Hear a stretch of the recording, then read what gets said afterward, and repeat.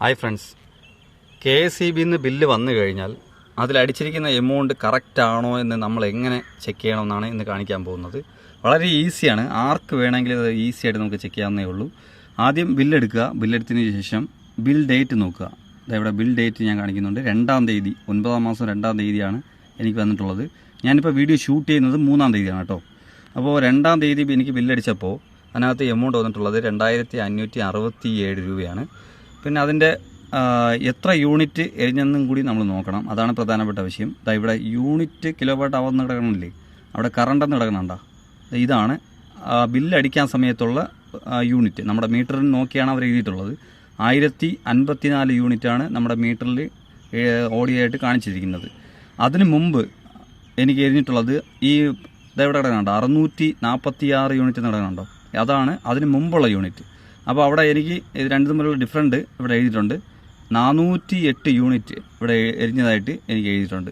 അതിൻ്റെ ചാർജാണ് ഇവിടെ. Energy charge 2000, പിന്നെ അഡീഷണൽ കുറച്ച് ചാർജുകൾ വരുന്നുണ്ട്. അതെല്ലാം കൂടെ ചേർത്തിട്ടാണ് എനിക്കിവിടെ 2567 രൂപ എന്ന് കാണിച്ചിരിക്കുന്നത്.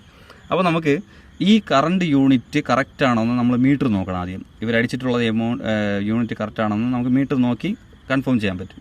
അപ്പോൾ 2-ാം തീയതി ബില്ലടിച്ച സമയത്ത് 1054-ഉം 3-ാം തീയതി ഞാൻ ഇവിടെ ഷൂട്ട് ചെയ്യുമ്പോൾ എത്രയാണെന്ന് നമുക്ക് നോക്കാം. ഓക്കെ, ആദ്യം ഈ ഒരു കാണുന്ന ബ്ലാക്ക് കളർ സ്വിച്ചിൽ പ്രസ് ചെയ്യുക. ചിലപ്പോൾ ചില സമയങ്ങളിൽ നോക്കുമ്പോൾ കറക്റ്റായിട്ട് ആ യൂണിറ്റ് മാത്രം കാണിക്കുന്നതായിരിക്കും. പക്ഷേ ഇതിപ്പോൾ നമ്മൾ പ്രസ് ചെയ്തെടുക്കണം കേട്ടോ. അങ്ങനെ പ്രസ് ചെയ്തുകൊണ്ടേ ഇരിക്കണം നമ്മൾ. അതാവുന്നു ഇതുണ്ടോ, KWH നടക്കണുണ്ടോ? ഇതാണ് ഇപ്പോഴത്തെ യൂണിറ്റ്. അപ്പോൾ 1063 യൂണിറ്റാണ് ഇന്നത്തെ യൂണിറ്റ് എന്ന് പറയുന്നത്.